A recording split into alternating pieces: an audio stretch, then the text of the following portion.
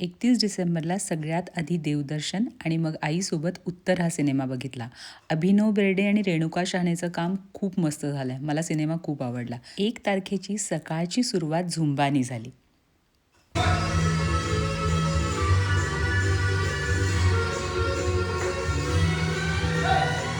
आज 2 तारीख.